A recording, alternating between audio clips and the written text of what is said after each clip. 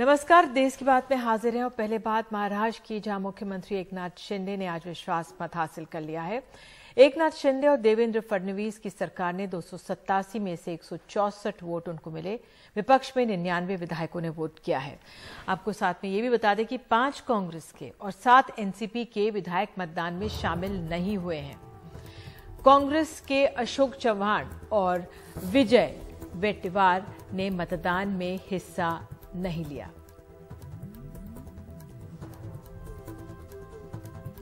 कांग्रेस के 5 हैं और एनसीपी के 7 विधायक हैं जिन्होंने हिस्सा नहीं लिया है। और आदित्य ठाकरे ने भरत गोगावले के व्हिप के विरोध में वोट किया है। उन पर डिस्क्वालिफिकेशन की कार्रवाई हो सकती है। गौरतलब है कि ठाकरे गुट ने भरत गोगावले के शिवसेना चीफ व्हिप के तौर पर नियुक्ति पर सुप्रीम कोर्ट में याचिका दी, तो सुप्रीम कोर्ट ने इस पर सुनवाई 11 जुलाई तक, अन्य मामलों के साथ इस पर सुनवाई होगी। बहरहाल आपको बता दें कि विधानसभा में विपक्ष ने ईडी के नारे लगाए, तब देवेंद्र फडणवीस ने कहा, हमारी सरकार ईडी सरकार है, ई से एकनाथ और डी से देवेंद्र। इकडच्या लोकांवर ईडी ओरडत होते, हे खरंच आहे।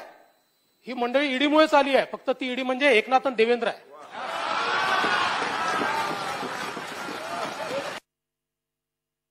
हमारी तो यही मनस्थिति है कि सामने वाले जो है जो भाग के गए हैं उनको तो शिवसेना खत्म करनी है, और ये शिवसेना कभी खत्म हो नहीं सकती, कभी होगी नहीं। उन्होंने सिर्फ जो भी उधर भाग के जा रहे हैं या भगाया जा रहा है, ये सब ठीक है। अभी तो वो बबल में रह रहे हैं, कभी सूरत में, कभी गुवाहाटी में, कभी गोवा में, अभी वापस कहाँ लेके जाएंगे पता नहीं। लेकिन जब भी वो अपने मतदाताओं से मिलेंगे, उनके मन में क्या है वो हम देख रहे हैं। जब वो अपने अपने चुनाव क्षेत्र में जाएंगे और मतदाताओं से मिलेंगे, तब उनको पता चलेगा कि जो मतदाता है उनका मन सच में कहाँ है, दिल सच में कहाँ है। कल का जो चुनाव हुआ है स्पीकर का, वो भी हम इलीगल समझते हैं, क्योंकि जो भी अभी हमारा व्हिप था वो ही कायम है और वो ही कायम रहेगा।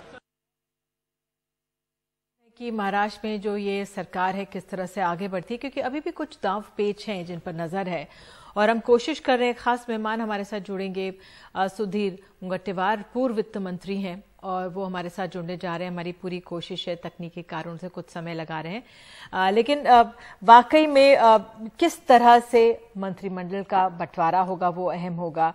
बीजेपी को क्या उसके हासिल होगा ये बहुत अहम हो जाएगा। हालांकि सुप्रीम कोर्ट में 11 तारीख को सुनवाई है, तो जो 16 विधायक हैं उनके भविष्य पर अगर कुछ कोर्ट फैसला लेती है तो क्या इस सरकार पर असर पड़ेगा। तो तमाम पहलू हैं और जो विपक्ष के नेता हैं कई भविष्यवाणियां कर रहे हैं सरकार को लेकर, तो वो भी बहुत अहम हो जाएगा।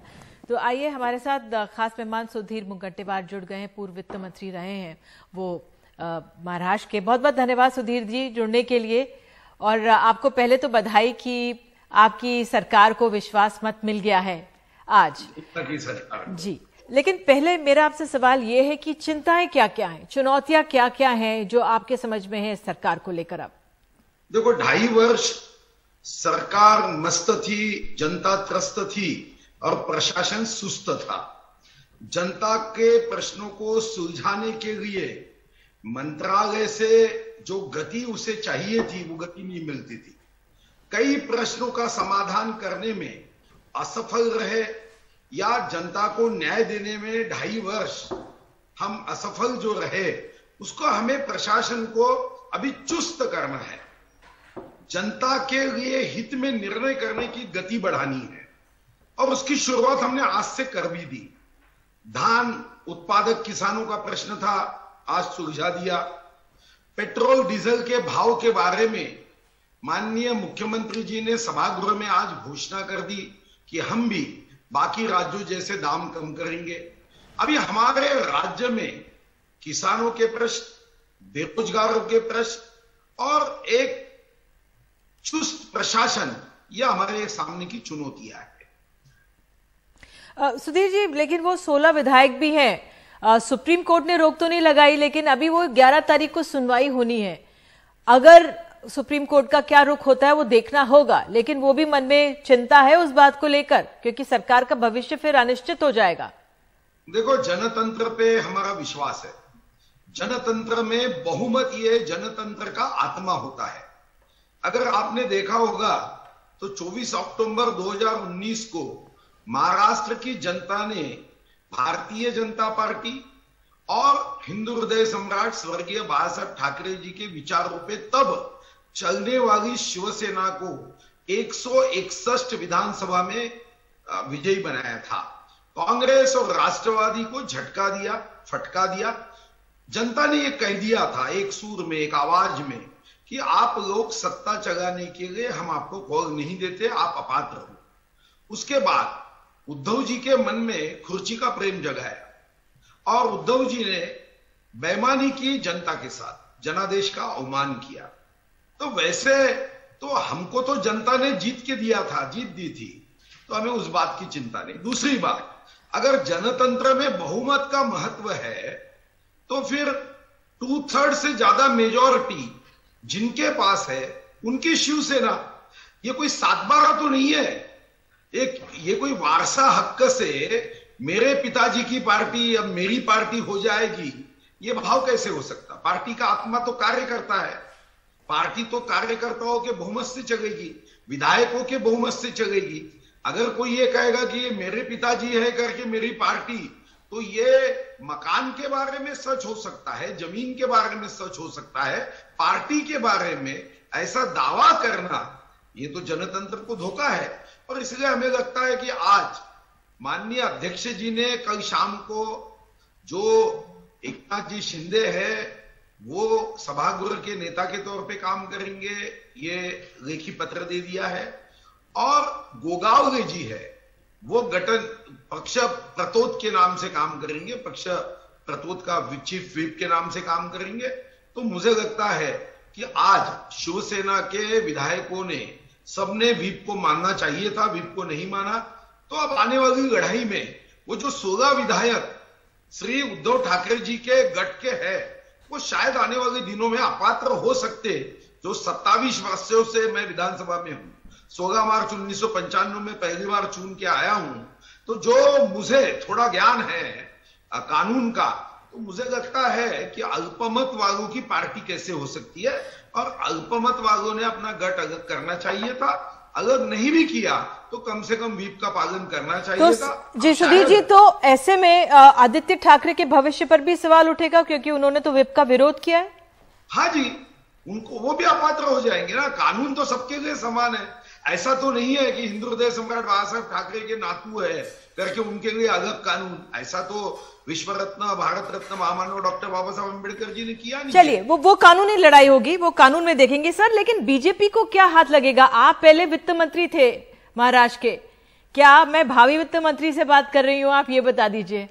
और क्योंकि जी हमारे पार्टी में, सही मैं कह रहा हूं, ये दिल से कह रहा हूं, खुर्ची के लिए कोई काम नहीं करता।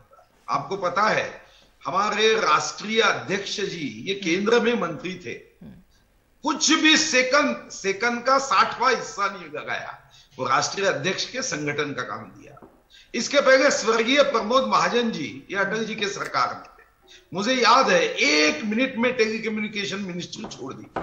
तो ये पार्टी में एक त्याग की बहुत बड़ी परंपरा रही है। लेकिन सर जो एक त्याग की परंपरा है, अब जो बागी गुट है, जो शिंदे जी की अब सरकार बन गई है, बागी जो क्या कहें उन्हें, लेकिन अगर वो 50 के करीब है, मंत्रालय तो वो ज्यादा चाहेंगे, फिर बीजेपी के लोगों के हाथ क्या लगेगा? अब देवेंद्र फडणवीस खुद उप मुख्यमंत्री बन गए, तो क्या जो बीजेपी के मंत्रीगण या नेतागण हैं जो वो भी चाहेंगे कुछ हिस्सेदारी, उनके हाथ तो कुछ नहीं लग पाएगा।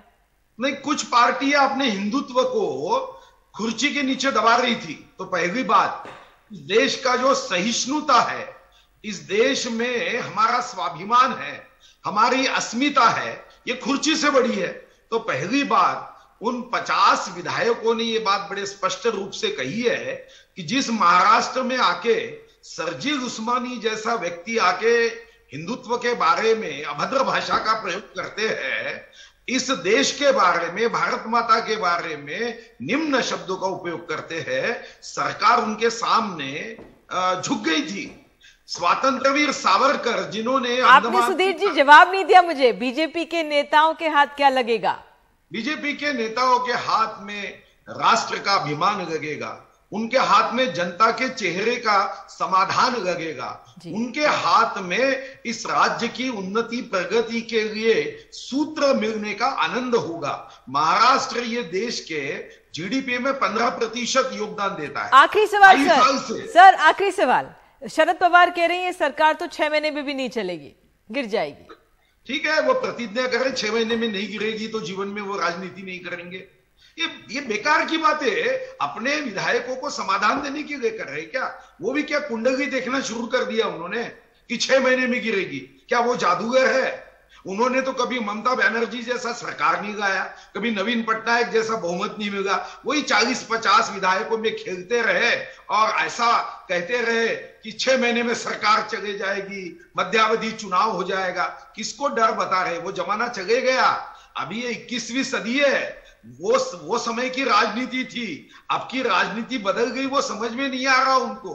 अगर वो उनके इसमें दम है तो वो कहे 6 महीने में सरकार नहीं गिरेगी तो मैं बारामती में जाके खेती करूंगा, जैसे हमारे एकनाथ शिंदे जी ने कहा। चलिए, राजनीति में दावे होते हैं, लेकिन आप हमारे साथ जुड़े और आज के दिन बहुत शुभ दिन है आप लोगों के लिए। आपकी सरकार ने विश्वास मत हासिल किया है, उसके लिए बहुत बहुत धन्यवाद जुड़ने के लिए और बधाई भी एक बार फिर से। धन्यवाद आपका। तो बहरहाल हमने देखा, हमने सुधीर मुंगट्टेवार जी से बात की थी और आगे बढ़ते हैं। हमारे पास खबर महाराष्ट्र के अमरावती से ही है। महाराष्ट्र से खबर आ रही है, अमरावती में एक दवा विक्रेता उमेश कोल्हे हत्याकांड के बाद तनाव बना हुआ है। पुलिस ने मामले में मुख्य आरोपी समेत 7 लोगों को गिरफ्तार किया है। मुख्य आरोपी का नाम शेख इरफान बताया जा रहा है। पुलिस ने उसे नागपुर से गिरफ्तार किया है और आपको बता दें इस पूरे मामले में बीजेपी ने शोक सभा भी की अमरावती में। इसके मद्देनजर कड़ी सुरक्षा थी और अमरावती में कुछ लोगों ने पोस्टर करने पर धमकियां भी दी गई हैं। हमारे सहयोगी सुनील सिंह हमारे साथ मौजूद हैं, वो हमें इसके बारे में और जानकारी दे रहे हैं। सुनील, जरा बताइए अब और क्या डिटेल्स इस मामले पर, क्या खबर वहां से, क्योंकि आप अमरावती में हैं। जी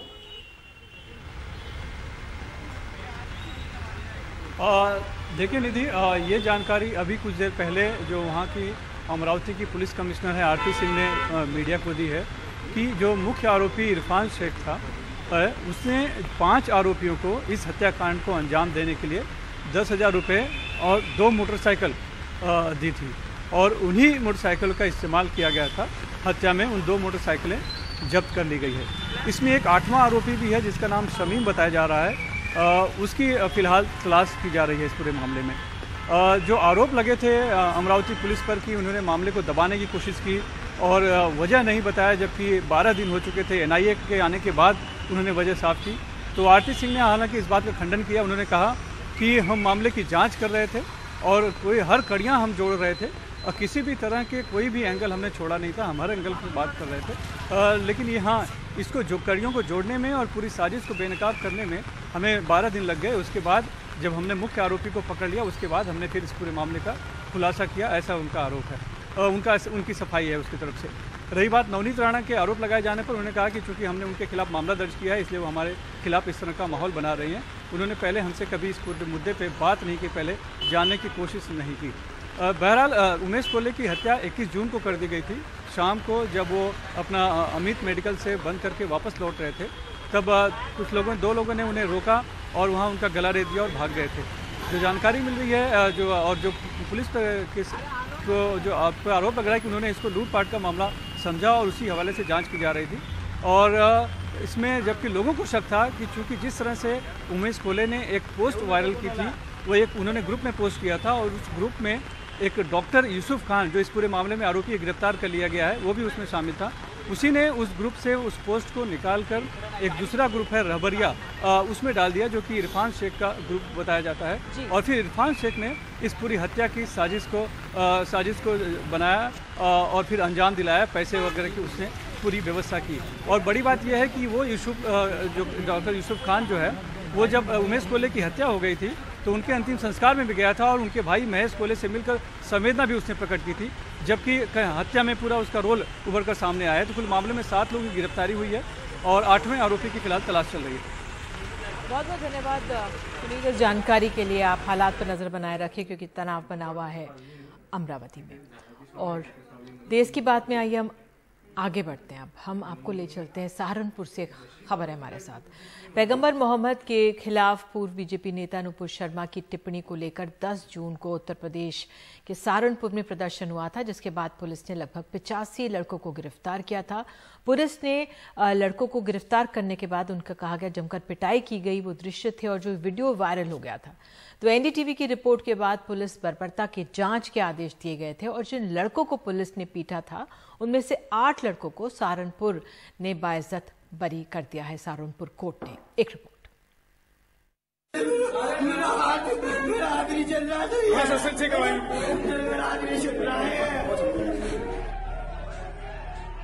इस वीडियो में पुलिस की लाठी खा रहे, पुलिस से हाथ जोड़कर ना मारने की विनती कर रहे 18 साल के मोहम्मद अली अब भी सहमे हुए हैं।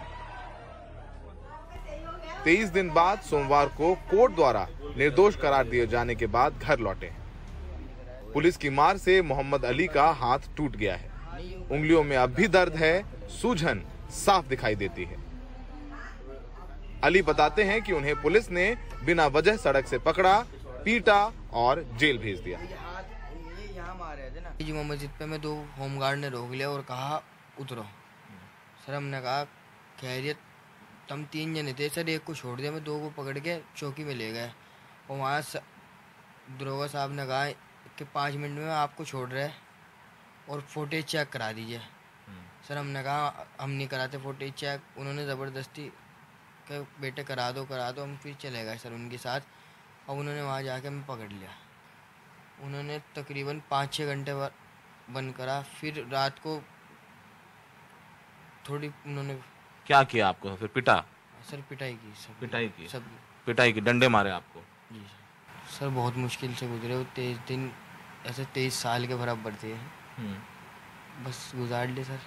कई 23 दिन में कल सोया सर मैं चैन से, और यहाँ सो के भी ऐसा लग रहा है जैसे सपना आया मुझे, जैसे मैं जेल में हूँ, एकदम डर लगने लग गया था। सहारनपुर कोर्ट ने मोहम्मद अली समेत 8 युवाओं को सबूतों के अभाव में जेल से रिहा करने के आदेश दिए हैं। कोर्ट ने इन युवकों को छोड़ते वक्त पुलिस को जमकर फटकार भी लगाई। कोर्ट ने कहा कि ये तुम्हारे घर का कानून है क्या? पुलिस को कहा कि जिसको चाहो जब तब बंद कर दो, किसी के चोट नहीं है, 307 लगा दी है, कोई झगड़ा वहाँ नहीं हुआ, इतनी लंबी चौड़ाई 1 किलोमीटर लंबी धाराएं लगा दी इस पर। तो कोर्ट ने कहा कि तुम्हारी मर्जी नहीं चलेगी इसमें, कि जब जिसे चाहे बंद कर दें, जिसे चाहे आप छोड़ दें, जब चाहे छोड़ दें। तो कोर्ट ने पूरा ऑब्जर्वेशन दिया इस पर। आगे हमें उम्मीद है कि कोर्ट और लड़के भी इसमें ऐसे ही निर्दोष फंसे हुए हैं, तो हमें पूरी उम्मीद है कोर्ट उन पर भी यही ऑब्जर्वेशन पास करते हुए और जजमेंट उनके फेवर में देगी। 10 जून को सहारनपुर में पूर्व बीजेपी नेता नुपुर शर्मा के बयान के बाद प्रदर्शन हुआ था, जिसके बाद पुलिस ने युवाओं को पीटा था और पिटाई का वीडियो बीजेपी प्रवक्ता शलभ मणि त्रिपाठी ने रिटर्न गिफ्ट कहकर ट्वीट किया था। एनडीटीवी की खबर के बाद इस वीडियो की जांच के आदेश दिए गए थे। सहारनपुर पुलिस का कहना है कि उनकी जांच जारी है और जल्द रिपोर्ट तैयार करके उच्च अधिकारियों को सौंपी जाएगी। ये लड़के 23 दिन जेल में रहने के बाद बाहर तो आ गए हैं, पर कभी जेल इन लड़कों के जहन से बाहर नहीं जाएगा। ये कांप रहे हैं, डरे हुए हैं। पुलिस ने इनकी बेवजह पिटाई की है, इनको जेल में डाला है। सवाल यह है कि जिन पुलिस वालों ने बेगुनाहों को जेल में डाला, जिनकी पिटाई की, क्या उन पुलिस वालों पर सख्त कार्रवाई होगी? क्या उन्हें जेल भेजा जाएगा? ये सबसे बड़ा सवाल है। सहयोगी मोहम्मद मुरसलीन और अशोक कश्यप के साथ सहारनपुर से सौरभ शुक्ला, एनडीटीवी इंडिया। देश की बात में एक छोटा सा ब्रेक ले रहे हैं। ब्रेक के बाद आपको मध्य प्रदेश ले चलेंगे। यहाँ की देवास से बर्बरता की तस्वीरें सामने आई हैं। महिला की पिटाई और शोषण की सीमाएं यहाँ पर लांघी गई हैं। एक ब्रेक के बाद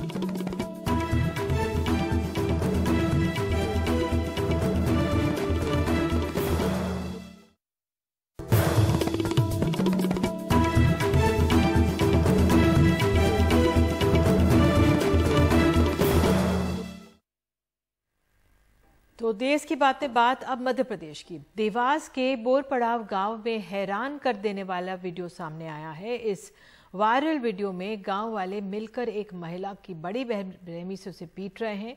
इतना ही नहीं, उस महिला का पति भी गांव वालों के साथ मिलकर इस महिला के बाल खींच रहा था और एक प्रेम प्रसंग का ये पूरा मामला था। उसके बाद गांव वालों ने इस महिला को विवश किया कि वो अपने पति को कंधों में उठाए और पूरे गांव में वो चली है। ये दृश्य अपने आप में बहुत ही विचलित करने वाले हैं और इस पर जानकारी दे रहे हैं हमारे सहयोगी अनुराग द्वारी।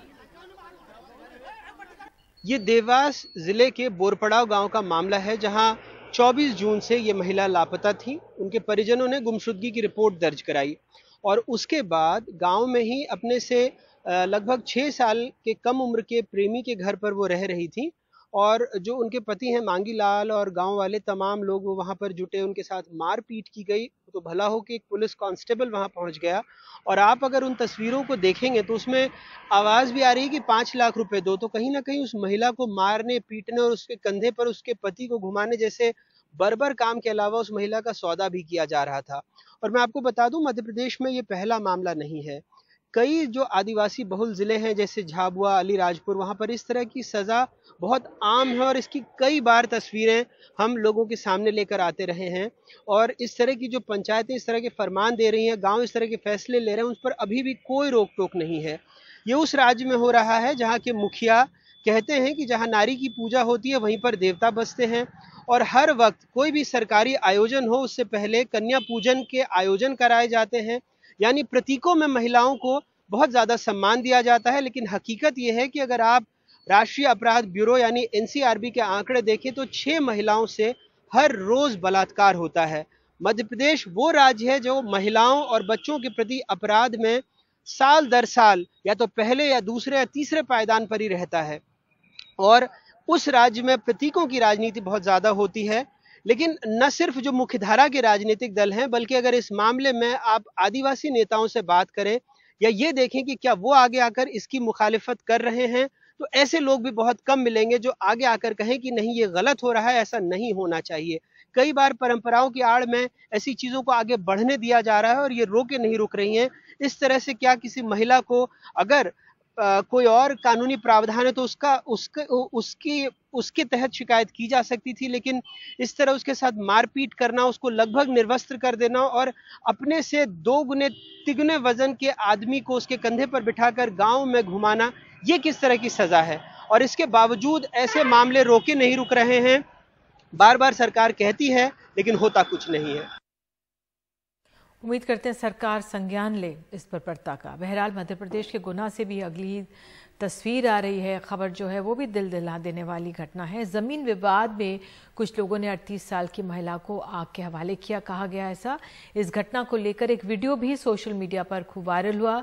इस वीडियो में एक महिला आग की लपटों के बीच मदद मांगती दिख रही है।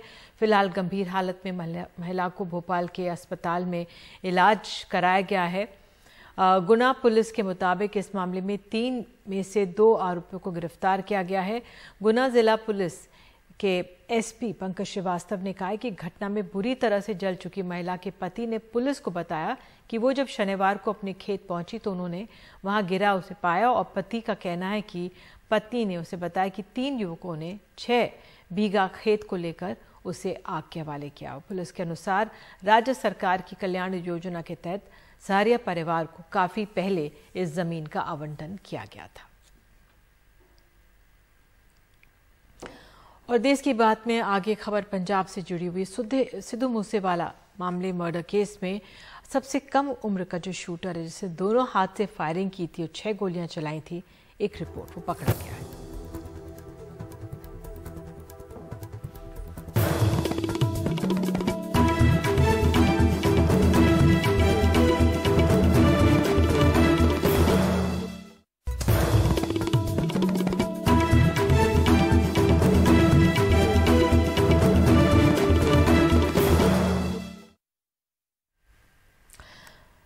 दिल्ली पुलिस की स्पेशल सेल ने सिद्धू मूसेवाला मर्डर केस में सबसे कम उम्र के उस शातिर शूटर को गिरफ्तार कर लिया है जिसने दोनों हाथों से फायरिंग कर 6 गोलियां मारी थी और उसके साथ एक और हत्या में शामिल एक और शख्स पकड़ा गया है। दिल्ली पुलिस सिद्धू मूसेवाला की हत्या में शामिल अब तक 6 लोगों को गिरफ्तार कर चुका है, जबकि दिल्ली पुलिस ने लॉरेंस बिश्नोई और गोल्डी बरार गैंग के अब तक 19 गुर्गे गिरफ्तार किए हैं। उम्र महज 18 साल, लेकिन अंकित ने जो किया उसने पंजाब समेत पूरे देश को हिला दिया। सोनीपत का रहने वाला अंकित सिद्धू मूसेवाला की हत्या में शामिल सबसे कम उम्र का शातिर शूटर है, जिसने दोनों हाथों से फायरिंग कर अकेले ही मूसेवाला को 6 गोलियां मारी। अंकित सिरसा, जो कि सबसे यंगेस्ट शूटर था, one of the most desperate था, जिसने दोनों हाथों से फायरिंग करी और जो सबसे करीब जाके जिसने गोलियां चलाई उसको अरेस्ट किया। अंकित और सचिन भिवानी को दिल्ली पुलिस ने 3 जुलाई को कश्मीरी गेट बस अड्डे के पास से गिरफ्तार किया। सचिन सिद्धू मूसेवाला की हत्या में शामिल शूटरों को छिपने और दूसरी तरह से मदद कर रहा था। सचिन लॉरेंस बिश्नोई और गोल्डी बरार के गैंग को राजस्थान में संभाल रहा था। आरोपी कितने शातिर हैं इसका अंदाजा आप इन तस्वीरों से लगा सकते हैं। सोशल मीडिया पर पोस्ट की गई इन तस्वीरों में अंकित और सचिन हथियार लहरा रहे हैं। एक तस्वीर में हथियारों के साथ अंकित शूटर प्रियव्रत फौजी के साथ बैठा है। कारतूस से मूसेवाला, अंकित और अपने गैंग का नाम लिखा गया है। पुलिस के मुताबिक हत्याकांड के बाद अंकित दूसरे शूटर प्रियव्रत फौजी के साथ भाग गया। वो फतेहाबाद, पिलानी, बिलासपुर के साथ ही उत्तर प्रदेश और मध्य प्रदेश के कुछ इलाकों से होते हुए गुजरात के कच्छ पहुंचे। वहां प्रियव्रत फौजी मास्क निकालकर घूमने लगा। अंकित को लगा कि वो ऐसे तो पकड़े जाएंगे, इसलिए वो वहां से भाग गया। उसने करीब 35 लोकेशन बदली। अंकित के पास पंजाब पुलिस की 3 वर्दी बरामद हुई हैं, जो इन्होंने पुलिस से बचने के लिए रखी हुई थीं। वारदात से पहले ये जब उकलाना मंडी में रुके, सिरसा डिस्ट्रिक्ट में रुके और फतेहाबाद में मूवमेंट हुई, तमाम जगह पे, और इंसिडेंट के बाद तोशाम में, फतेहाबाद में, पिलानी में, बाद में कच्छ एरिया में, उसके बाद जो 6 स्टेट्स मैंने आपको बताई हैं उसमें भी जितनी मूवमेंट इनकी हुई उसमें सचिन भिवानी और इसका एक साथी कपिल पंडित, इन्होंने मेन रोल प्ले किया। मूसेवाला की हत्या के मास्टरमाइंड की गिरफ्तारी के बाद पहले दिल्ली पुलिस ने 19 जून को प्रियव्रत फौजी, कशिश और केशव को अरेस्ट किया था। प्रियव्रत बोलेरो मॉड्यूल का हेड था। दिल्ली पुलिस का दावा है कि सचिन इन शूटरों का सबसे बड़ा लॉजिस्टिक सपोर्टर है। उसने सिद्धू मूसेवाला की हत्या के बाद 4 शूटरों प्रियव्रत फौजी, अंकित, कशिश और केशव को लॉजिस्टिक सपोर्ट मुहैया कराया था। मानसा से इन्हें भगाने से लेकर गाड़ी मुहैया कराना, अलग अलग राज्यों के अलग अलग शहरों में अलग अलग होटलों में ठहराना, सब कुछ सचिन ने करवाया। पुलिस के मुताबिक शूटर अंकित 4 महीने पहले ही गैंगस्टर गोल्डी बरार और लॉरेंस बिश्नोई के संपर्क में आया था। यहाँ तक कि उसका पहले का कोई क्रिमिनल बैकग्राउंड नहीं है। साफ है कि सिद्धू मूसेवाला की हत्या में लॉजिस्टिक मुहैया कराने से लेकर सीधे तौर पर हत्या में शामिल लोगों को बड़ी ही सावधानी और प्लानिंग से चुना गया। इसके बाद दिल्ली की तिहाड़ जेल और कनाडा में बैठे गैंगस्टरों ने सिद्धू मूसेवाला की हत्या करवा दी। नई दिल्ली से कैमरामैन सुधीश कुमार के साथ मैं मुकेश सिंह, एनडीटीवी इंडिया। और अब महंगाई से जुड़ी भी खबर बता रहे हैं आपको। महंगाई की वजह से उज्ज्वला के कई हितग्राही वापस चूल्हा फूंकने लगे हैं। साथ ही सरकारी तेल कंपनियों से मिले आंकड़े बता रहे हैं कि करोड़ों आम उपभोक्ता भी गैस चूल्हे से तौबा करने लगे हैं। अनुराग द्वारी की रिपोर्ट।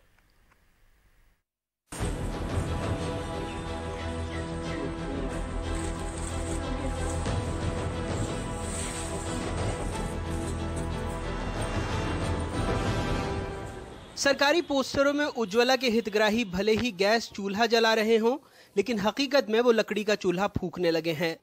छत्तीसगढ़ में निलजा गांव के अनुका बाई उज्ज्वला की हितग्राही हैं, लेकिन चूल्हा फूंक रही हैं। हितग्राहियों के लिए 200 रुपए प्रति सिलेंडर कम हुए, फिर भी हिम्मत नहीं है कि दोबारा रिफिल करा सके। फागुन में मिले रही से। कितना महंगा है सिलेंडर ये? 1100। तो खरीद पा रहे हैं? नहीं, चूल्हा जलाते न मन। कब से इसको आपने नहीं भराया है? मिली से तो खत्म हो गया ना गैस है तो वहाँ नहीं भरे हैं। अभी कुछ दिन पहले सिलेंडर में 200 रुपए कम किए गए, उसके बाद भरा पा रहे हैं कि नहीं? नहीं भरे हैं, महंगाई के नाम से नहीं भरे हैं। महंगाई की वजह से नहीं भरे हैं? हाँ। तो चूल्हा जलाते हैं तो लकड़ी कहाँ से आती है? बिन बिन के लाते हैं लकड़ी ला। तो कितनी दिक्कतें होती हैं? बहुत दिक्कत होते हैं। इसी गांव में अखिलेश वर्मा, द्रौपदी वर्मा जैसे सामान्य ग्राहक भी हैं जो महीनों से सिलेंडर नहीं भरवा पा रहे हैं, चूल्हे सिगड़ी में खाना बना रहे हैं। क्या आप गैस सिलेंडर भरा पा रहे हैं? नहीं, तकलीफ हो जाते ना, महंगाई देखे ले। कितने रुपए का है सिलेंडर? तो 1100 भर हो गए सर।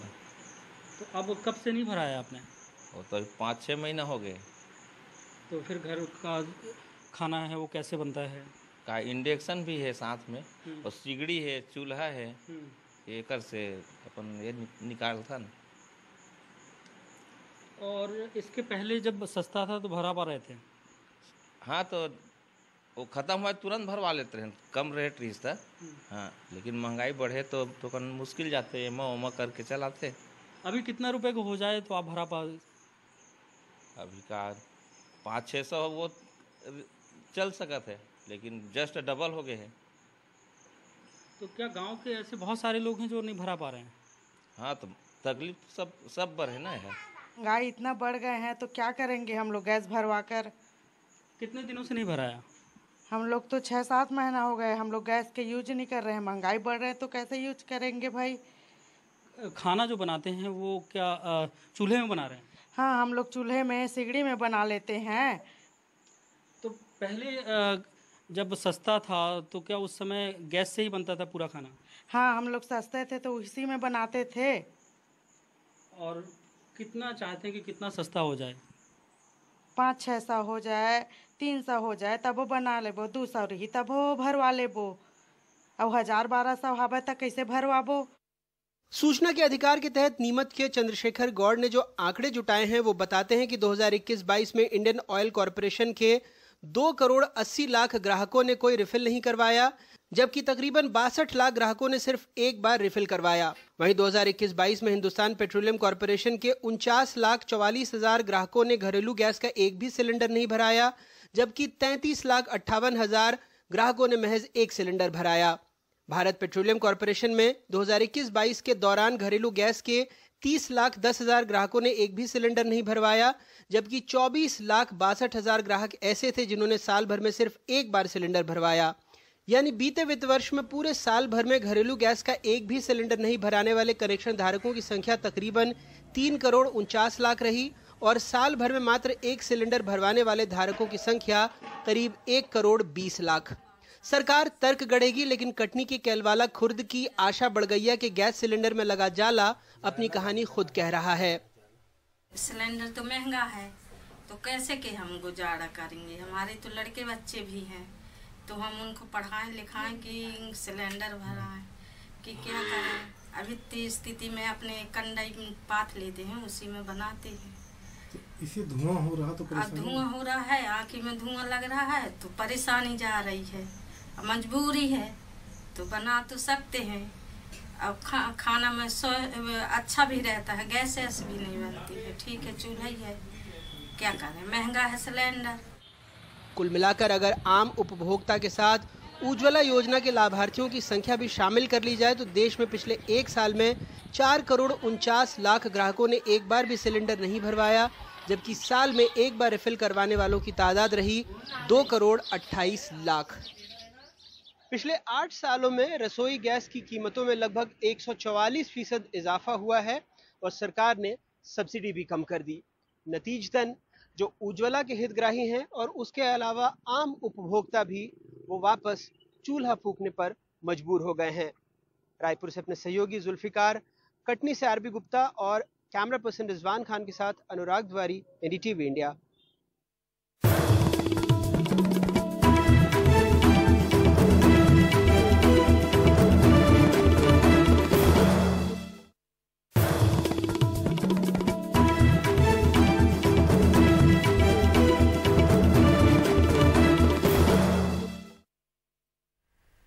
दिल्ली के एनडीएमसी इलाके के 1000 से ज्यादा पेड़ हैं वो खतरे में हैं। इनकी जरूरतें कुछ अलग अलग सी हैं। आपको बता दें, एक सर्वे में करीब महीने भर पहले हुए आंधी तूफान की तबाही के बाद किया गया था, जिसमें 177 पेड़ गिर गए थे और 1000 के करीब पेड़ों की टहनियों को नुकसान पहुंचा था। अब फिर से ऐसी तबाही ना हो, इसलिए एनडीएमसी बड़े स्तर पर पेड़ों की कटाई छटाई में जुटी है। पेड़ों को सहेजने की कोशिश, कटाई छटाई जोर शोर से, ये उस आंधी तूफान की तबाही के बाद की सीख है जिसने महीने भर पहले केवल लुटियंस दिल्ली में 150 से ज्यादा पेड़ों को जड़ से उखाड़ दिया। चिंता जानमाल की भी है और चुनौती पेड़ों को बचाने को लेकर भी।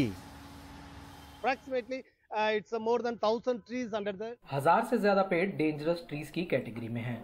कुछ पेड़ों में थोड़ी काट-छांट करनी पड़ती है, कुछ में ज्यादा, और कुछ को हटाना ही पड़ता है। Tree required the removal of the entire trees.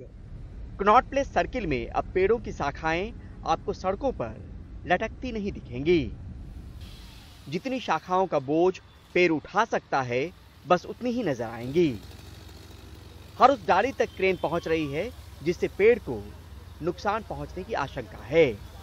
ऊपर का जो कैनपी का जो वजन है, जो साइज है, जो होल्ड करने के लिए कितना रूट चाहिए, कितना ताकत चाहिए, वो उतना वो नहीं पा रही है। तो इसलिए इसलिए क्या करना पड़ेगा, उसके रेशियो, शूट के एंड रूट के रेशियो इतना जो वाइडन हो गया उसके नैरो करो। उसी नैरो करने के लिए हम कैनपी के जो वजन कम करने के लिए अभी प्रूनिंग प्रैक्टिस स्टार्ट कर दिया। एक नुकसान जो कुछ सिखा गई, एक सबक जो पेड़ों की सुरक्षा को लेकर मिली। जिस तरह बीमारी का इलाज जरूरी है, ठीक वैसे ही पेड़ों की सर्जरी भी, ताकि उनकी सांसें भी चलती रहे और हम भी सांसें ले सकें। नई दिल्ली से परिमल कुमार, एनडीटीवी इंडिया।